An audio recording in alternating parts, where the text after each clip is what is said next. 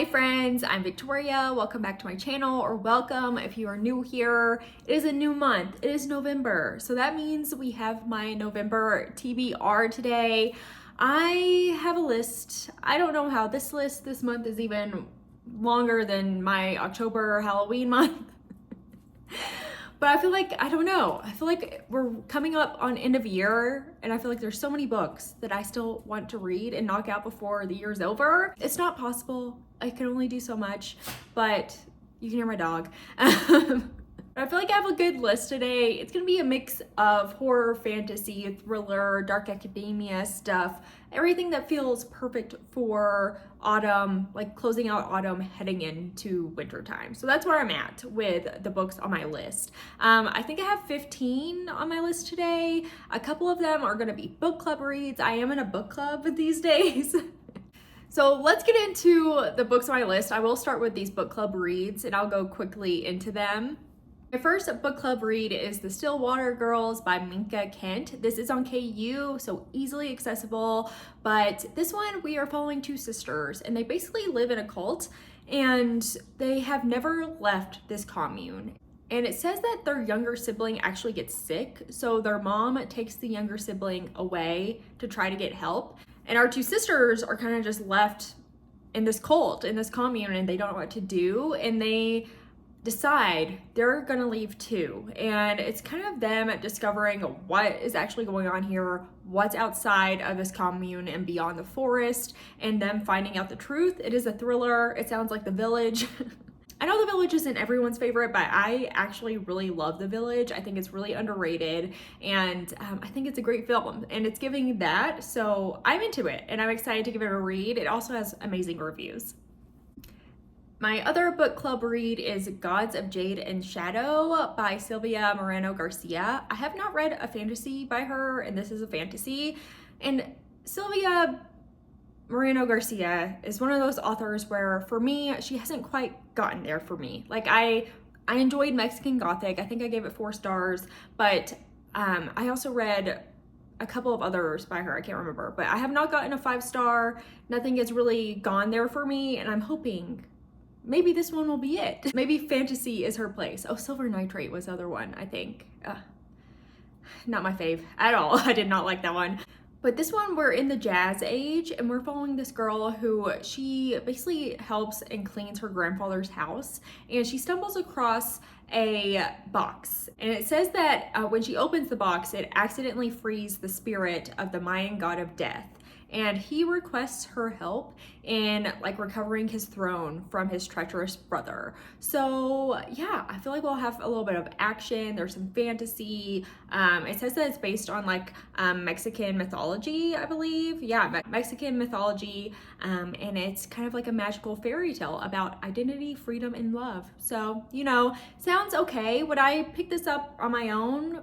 Probably not, but I'm excited to see if like being pushed to read it through book club will, you know, pay off.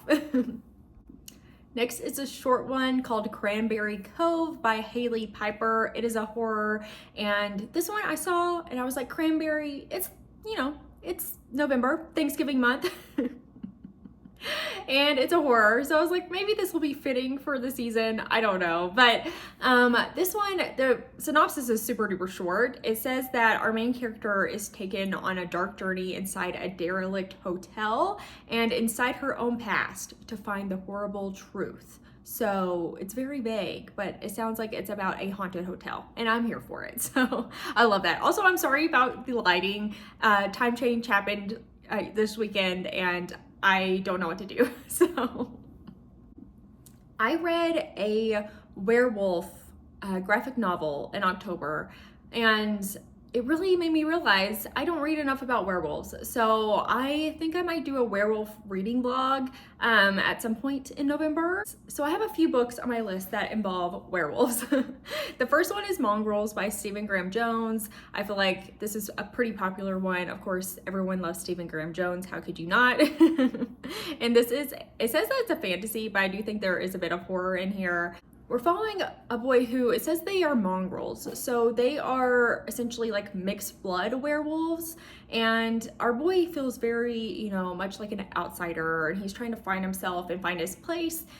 with his family and his friends, and you know, his family's kind of been on the run. The close calls have kept happening, and now it seems like maybe it's coming to a close, like maybe things are really coming to a head here and they're gonna get caught.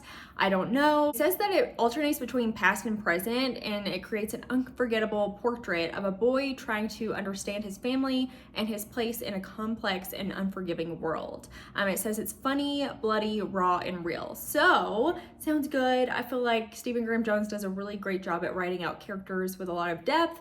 So I just felt like this might be a little bit different. I think that the horror element might still be there, but just more like character focused. Next is a YA thriller that just sounds so interesting to me, and that is The Hysterical Girls of St. Bernadette's, and that's by Hannah Alcaf.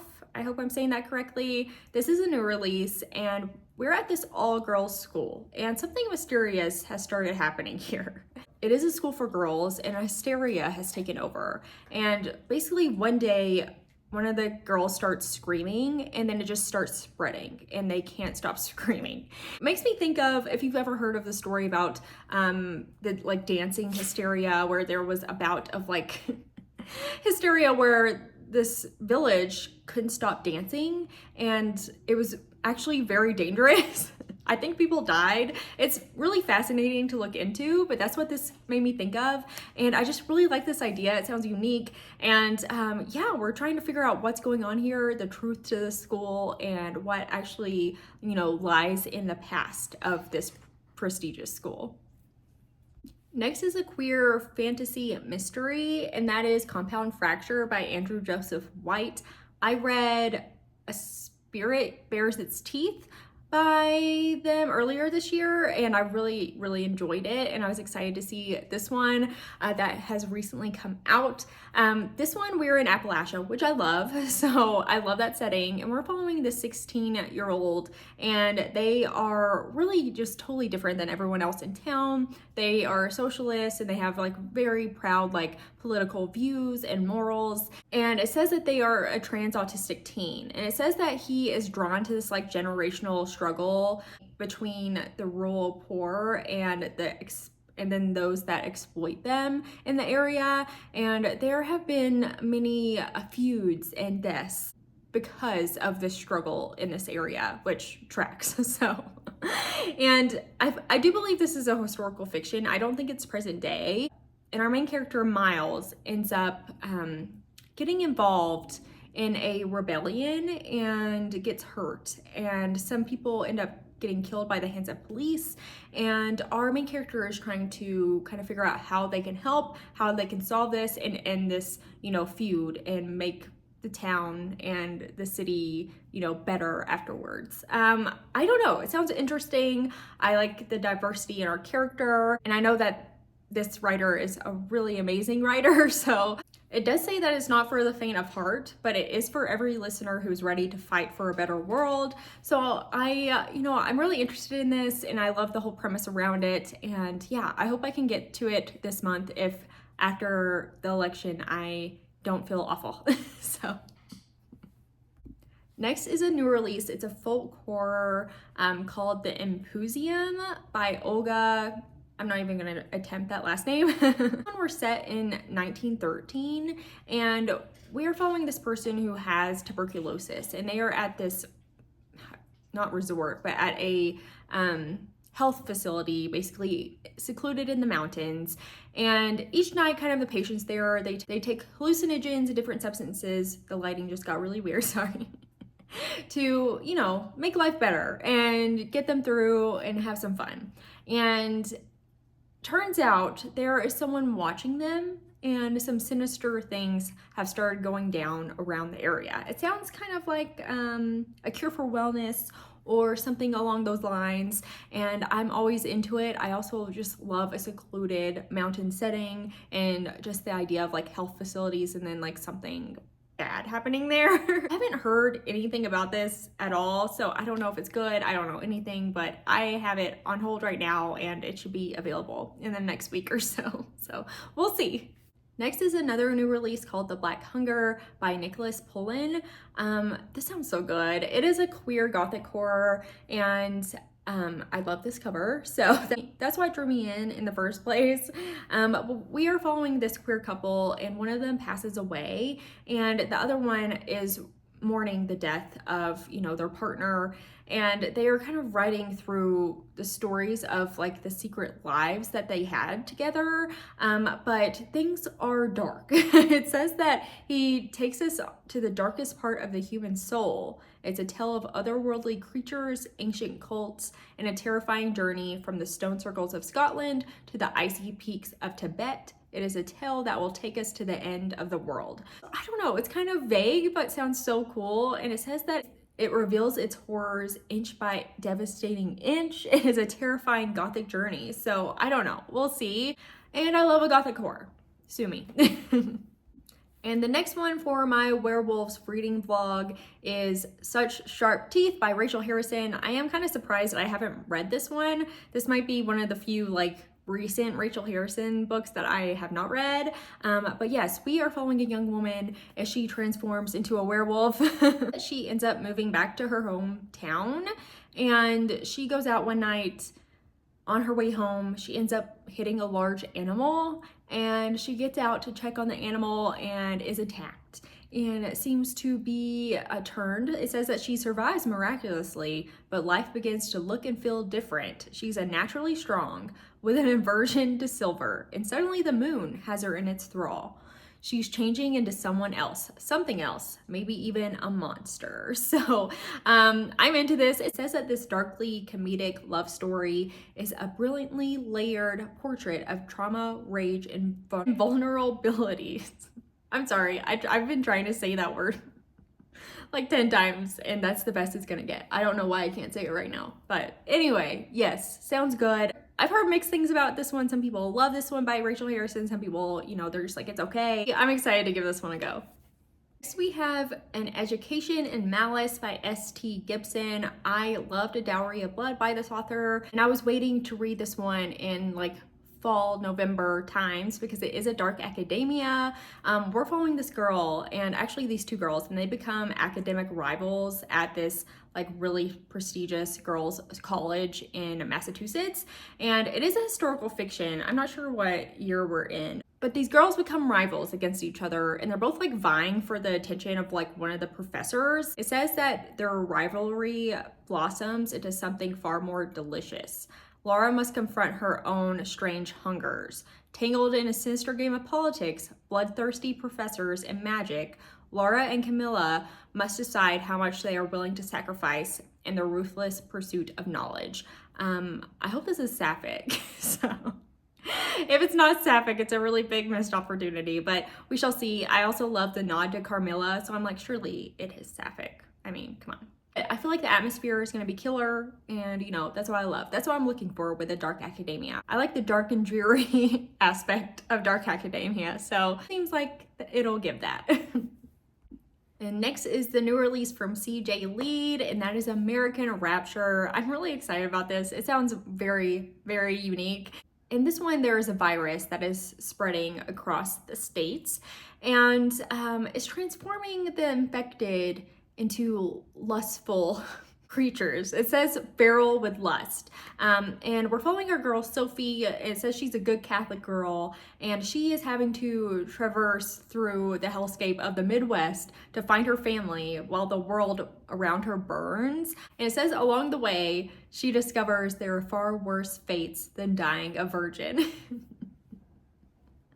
I don't know. I love it. It sounds like just really fun, irreverent, and it is classified as horror, so I'm so into it, and I can't wait to pick this one up this month. Next is a new release from Nat Cassidy. It's a novella called Rest Stop. Nat Cassidy is so far a 5-star author for me. I loved Mary when that came out, and last year I read Nestlings, and I love that as well. So yeah, excited about this. He's gonna be an author where I pick up every single book no matter what, so. The synopsis is super short. It says a young musician finds himself locked inside a gas station bathroom in the middle of the night by an unseen assailant. Caught between the horrors on the other side of the door and the horrors rapidly skittering down the walls inside. So you've been like kidnapped by someone or something, and there's also some bug insect horror, it sounds like. Yeah, that sounds gross, and I'm here for it. Next is one I've talked about before that I just thought was perfect for autumn season, and that is Nicked by M.T. Anderson. This is a historical fiction. It sounds like it will just be a good, weird time. It is 1087. We're in Italy, and we're following these two characters. One of them is a monk, and they believe that they have been having visions about caring for the sick and about Saint Nicholas. Our other character is actually kind of like a tomb robber.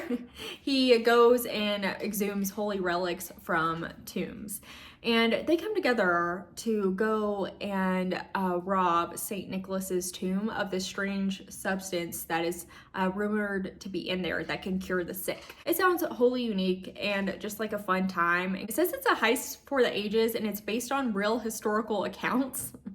Which I'm like, I'm gonna have to look more into that. That sounds so interesting to me. But it says it's a swashbuckling saga, a medieval novel noir, a meditation on the miraculous, and a monastic meet-cute filled with wide-eyed wonder at the world that awaits beyond your own borders. So that's a lot to say in here. So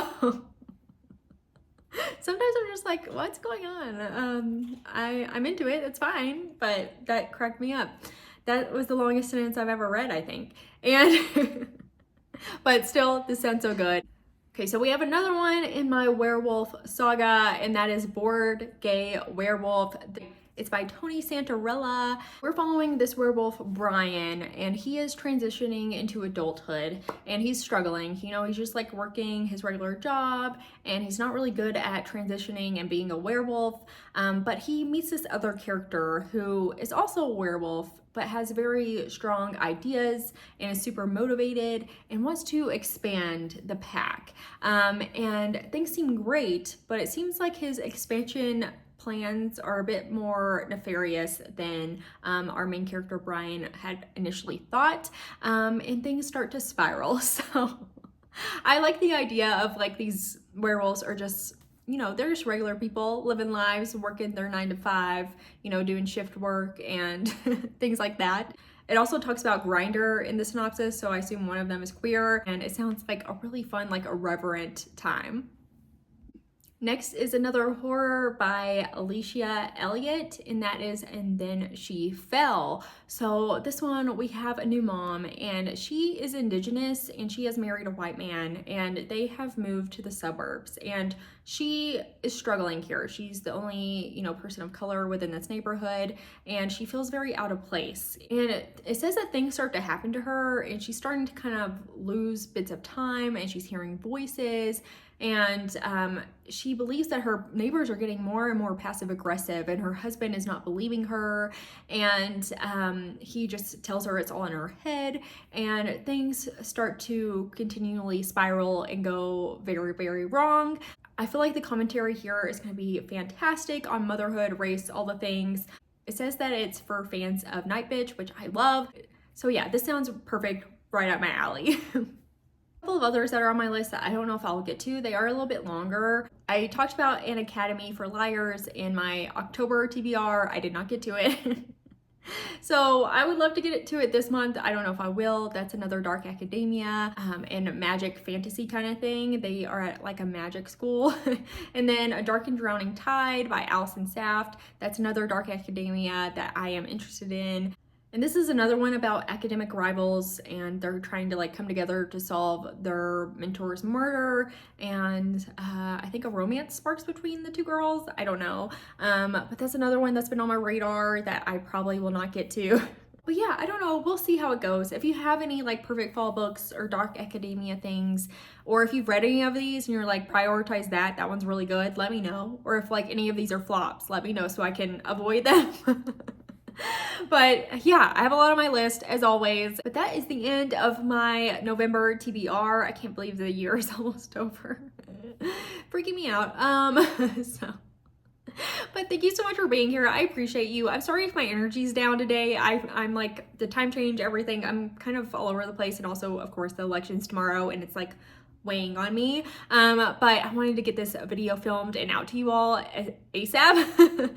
But I appreciate you. Thank you so much for being here. Take it easy on yourself and be kind to yourself, and I hope you have an amazing spooky rest of your day.